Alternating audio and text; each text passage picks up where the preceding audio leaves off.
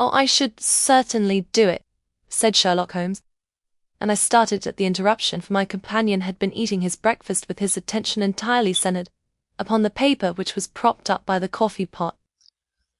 When now I looked across at him to find his eyes fastened upon me with a half-amused, half-questioning expression which he usually assumed when he felt he had made an intellectual point.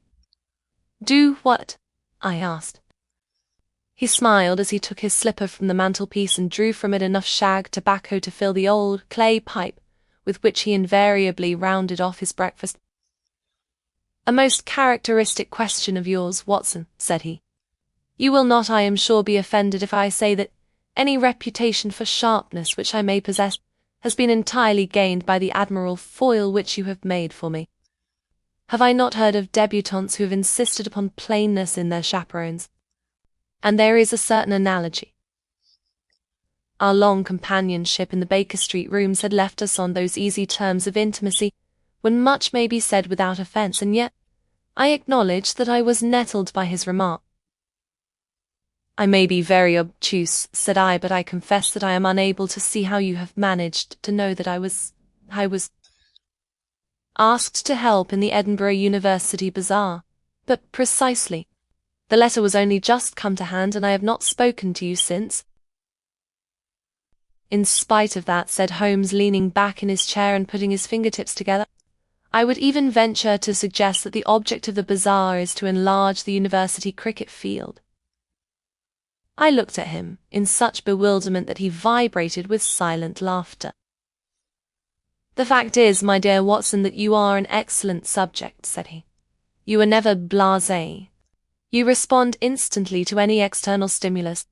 Your mental processes may be slow, but they are never obscure. And I found during breakfast that you were easier reading than the leader in the Times in front of me." "Well, I should be glad to know how you arrived at your conclusions, sir." "I fear that my good nature in giving explanations has seriously compromised my reputation," said Holmes. "But in this case, the train of reasoning is based upon such obvious facts that no credit can be claimed for it.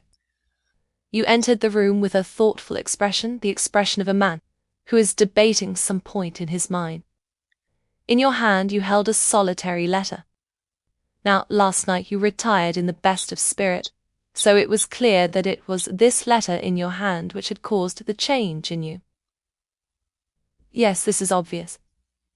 "Well, it's all obvious when it's explained to you. I naturally asked myself what the letter could contain which might have this effect upon you. And as you walked, you held the flap side of the envelope toward me, and I saw upon it the same shield-shaped device which I had observed upon your old college cricket cap.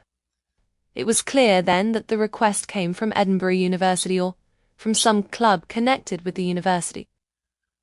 When you reached the table, you laid down the letter beside your plate with the address uppermost, and you walked over to look at the framed photograph upon the left of the mantelpiece. It amazed me to see the accuracy with which he had observed my movement. "And what next?" I asked. "I began by glancing at the address, and I could tell even at the distance of 6 feet that it was an unofficial communication. Thus I gathered from the use of the word doctor upon the address to which, as a bachelor of medicine, you have no legal claim. I knew that university officials are pedantic in their correct use of titles, and I was thus enabled to say with certainty that your letter was unofficial. When on your return to the table you turned over your letter and allowed me to perceive that the enclosure was a printed one, the idea of a bazaar first occurred to me. I had already weighed the possibility of its being a political communication, but this seemed improbable in the present stagnant condition of politics. So when you returned to the table your face still retained its expression, and it was evident that your examination of the photograph had not changed the current of your thoughts. In that case it must itself bear upon the subject in question. I turned my attention to the photograph, therefore, and saw at once that it consisted of yourself as a member of the University 11, with the pavilion and cricket field in the background. My small experience of cricket clubs has taught me that, next to churches and cavalry ensigns, they are the most debt-laden things upon earth. when upon your return to the table I saw you take out your pencil and draw lines upon the envelope. I was convinced that you were endeavoring to realize some projected improvement, which was to be brought about by a bazaar. Your face still showed some indecision, so that I was able to break in upon you with my advice that you should assist in so good an option. I could not help smiling at the extreme simplicity of his explanation. Of course, it was as easy as possible, sir. My remark appeared to nettle him. I may add, said he, that the particular help which you have been asked to give was that you should write in their album, and that you have already made up your mind that the present incident will be the subject of your article. But how? I cried. It's as easy as possible, said he, and I leave its solution to your own ingenuity. In the meantime, he added, raising his paper, you will excuse me if I return to this very interesting article upon the trees of Cremona, and the exact reasons for the preeminence of the manufacture of violins. It's one of those small outlying problems to which I am sometimes tempted to direct my attention.